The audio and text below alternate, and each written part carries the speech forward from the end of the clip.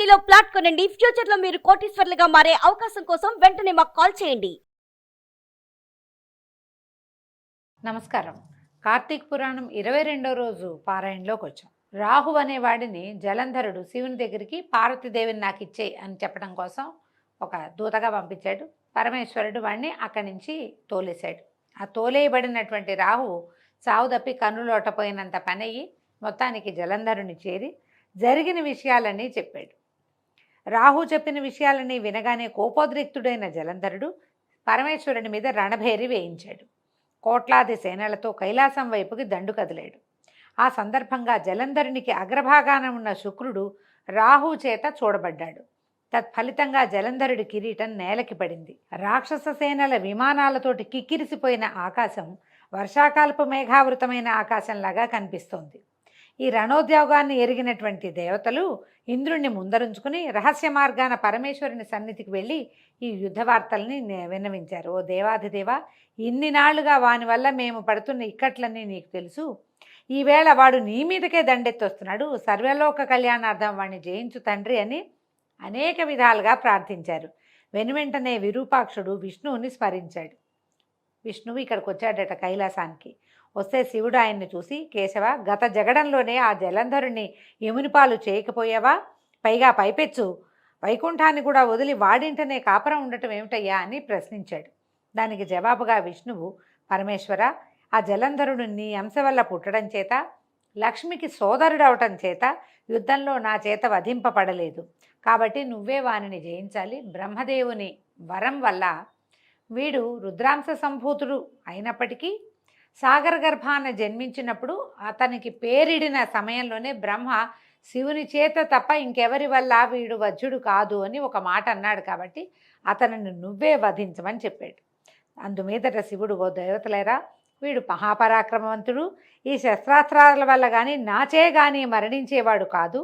కాబట్టి మీరందరూ కూడా ఈ అస్త్రశస్త్రాలన్నిట్లలో మేము ఈ తేజస్సులను సైతం ప్రకాశింపచేయాలి అని ఆజ్ఞాపించేసరికి విష్ణువాది దేవతలందరూ తమ తమ తేజస్సులను బయల్పరిచారు.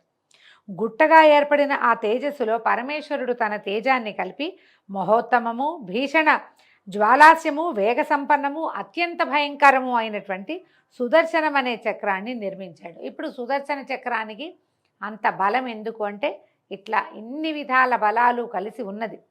తర్వాత ఈ వధ అనంతరము దాన్ని విష్ణువుకే సమర్పించేశారు. అప్పటికే 1,000,000 ఏనుగులు, 1,000,000 గుర్రాలు, 1,000,000 కాల్బలగము, వాటితోటి కైలాస భూములకు చేరినటువంటి జలంధరుణ్ణి దేవతలు, ప్రమథగణాలు ఒక్కుమ్ముడిగా ఎదుర్కొన్నాయి.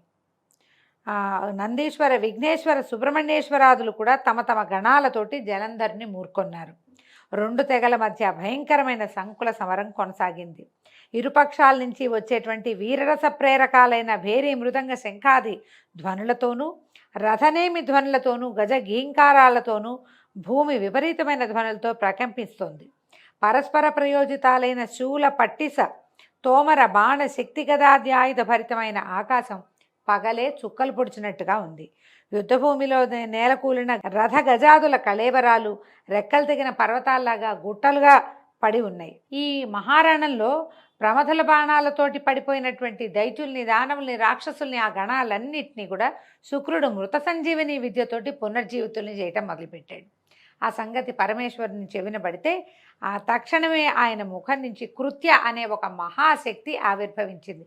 ఇదే కృత్యం మనం దూర్వాసుడు సృష్టించాడని చెప్తామంటే ఆ కృత్య వేరు, ఈ కృత్య వేరు.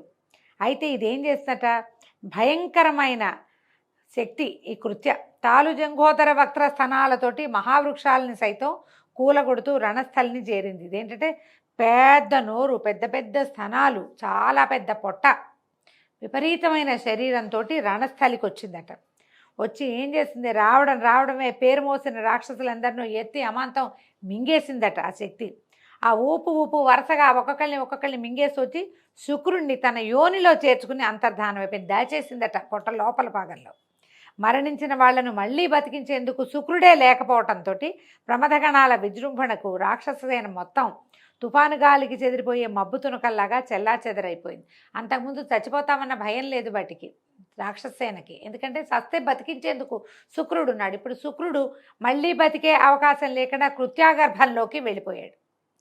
ఇక శుక్రుడు లేడు, బతుకుతామన్న ఆశ లేదు, చస్తామన్న భయం వచ్చేసింది. ఈ భయంతో మబ్బు తునకల్లాగా వేద గాలి వస్తే ఎట్లా మబ్బు చెల్లా చెదరైపోతున్నాయి, అట్లా రాక్షస గణాలన్నీ చెల్లా చెదరైపోయినాయి. అందుకు గినిసిన శుంభ కాలనేమ్యాది సేనానాయకులు అగణ శరపరంపరతో శివగణాలని నిరోధించటం మొదలెట్టారు. చక్కటి పంట మీద మిడతల దండులాగా తమ మీద పడే రాక్షస బాణాలకు రక్తసిక్త దేహులై అప్పుడే పూసిన మోదుగ చెట్లలాగా తయారైన శివసేనలన్నీ తిరుగుమొహం బట్టి పారిపోవటం మొదలెట్టాయి. అది గమనించినటువంటి నందీశ్వర, విఘ్నేశ్వర, సుబ్రహ్మణ్యేశ్వరులు ఆగ్రహావేశులై రాక్షస సేనల మీదకి విజృంభించారు. నందీశ్వరుడు కాలనేమితోనూ, విఘ్నేశ్వరుడు శుంభునితోనూ, కుమారస్వామి నిశుంభుడితోనూ ద్వంద్వ యుద్ధానికి తలపడ్డారు. నిశుంభుడి బాణాఘాతానికి సుబ్రహ్మణ్య స్వామి వాహనమైన నెవలి మూర్ఛపోయిందట. నందీశ్వరుడు తన బాణపరంపరతో కాలనేమి యొక్క గుర్రాలను, జెండాను, ధనుస్సును, సారథిని నాశనం చేశాడు. అందుకు కోపించిన శుంభుడు విఘ్నేశ్వరుడి వాహనమైన ఎలుకని బాణంతో బాధించాడు. అది కదలలేని పరిస్థితి ఏర్పడడంతో వినాయకుడు గండ్రగొడ్డల్ని ధరించి కాలినడకన శుంభుని చేరి వాడి వక్షస్థలాన్ని చీరేశాడట. వాడు భూమిపై పడిపోయాడు. అది గమనించిన కాలనేమి, నిశుంభులు ఇద్దరూ ఒకేసారిగా గణపతి మీద కలిపడ్డారు. దీన్ని గుర్తించి వారి మధ్యకు రంగప్రవేశం చేశాడు వీరభద్రుడు. వీరభద్రుడు ఎవరండి? పరమేశ్వరాగ్రహం నుంచి పుట్టినవాడు. ఆయన వచ్చాడు. వినాయకుడి సహాయార్థమై వీరభద్రుడు కదలగానే కూష్మాండ, భైరవ, భేతాళ, పిశాచ, యోగిని గణాలన్నీ కూడా ఆయన్ని అనుసరించాయి. గణసహితుడైన వీరభద్రుని విజృంభణతో రాక్షస గణాలు హాహాకారాలు చేశాయి. అంతలోనే మూర్ఛదేరిన నందీశ్వర కుమారస్వాములు ఇద్దరు పునః యుద్ధంలోకి ప్రవేశించారు. వాళ్ళందరి విజృంభణతోటి వీగిపోతున్న తన బలాన్ని చూసిన జలంధరుడు అతి అనే పేరున్న పతాకం ఉన్న రథం మీద వచ్చి సమస్త గణాలని ఎదుర్కొన్నట్ట. జలంధరుడి బాణాలతో భూమి ఆకాశాల మధ్య ప్రాంతమంతా నిండిపోయింది. 5 బాణాలతో విఘ్నేశ్వరుని, 9 బాణాలతో నందీశ్వరుని, 20 బాణాలతోటి వీరభద్రుని కొట్టి మూర్ఛపోగొట్టి భీషణమైన సింహగర్జన చేశాడు. వాడి గర్జనతోటి ముందుగా స్పృహలోకి వచ్చిన వీరభద్రుడు 7 బాణాలతో జలంధరుడి గుర్రాన్ని, పతాకాన్ని, గొడుగుని నరికేశాడు. మరో 3 బాణాలు అతని గుండెల్లో గుచ్చుకునేలాగా నాటాడు. దీంతో మండిపడిన జలంధరుడు పరిఖ అనే ఆయుధంతో వీరభద్రుని ఎదుర్కొన్నాడు. అద్భుతమైన యుద్ధం చేశారట. గణాలని యుద్ధం మానేసి వీళ్ళిద్దరూ చేసిన ద్వంద్వ యుద్ధాన్నే చూస్తున్నారట. ఎందుకంటే భీషణాకారుడు వీరభద్రుడు. అతన్ని ఎదుర్కొనాలంటే అవతల వాడికి ఎంత బలం కావాలి? అంత బలశాలి అయిన జలంధరుడి యుద్ధ నైపుణ్యాన్ని, వీరభద్రుడి మహాగ్రమైనటువంటి స్వరూపాన్ని ఆశ్చర్యంగా చూస్తూ గణాలని యుద్ధం మానేసి వాళ్ళకేసి చూస్తూ నుంచున్నాయట. అనంతరం ఏం చేశాడట, మళ్ళీ జలంధరుడు పరిఘాయుధాన్ని వీరభద్రుడి తల మీద ప్రయోగించాట. తలకి దెబ్బ తగిలిన వీరభద్రుడు స్పృహ తప్పి పడిపోయాట. చివరికి దేవతలందరూ ప్రార్థించారయ్యా, అందరూ పడిపోయారు, నీ కుమారులు స్పృహ తప్పి మళ్ళీ లేచారు, నీ అపరావతారమైన వీరభద్రుడు స్పృహ తప్పి పడున్నాడు, ఈ జలంధరుడు విజృంభించాడు, సేనలన్నింటినీ చంపేస్తున్నాడు, స్వామి ఏదైనా చెయ్యని పరమేశ్వరుణ్ణి విపరీతంగా ప్రార్థించారు దేవతలు. అప్పుడు ఆయన లేచొచ్చి యుద్ధానికి ఉపక్రమించాట. అతనిని యుద్ధంలో జయించడం శివుడికి శక్యం కాలేదు. ఎప్పటికీ జలంధరుడు హతుడు కాకపోవటానికి అతని భార్య అయినటువంటి కాలనేమి కుమార్తె అయిన బృంద యొక్క పాతివ్రత్యమే కారణమని విష్ణుమూర్తి గ్రహించాడు.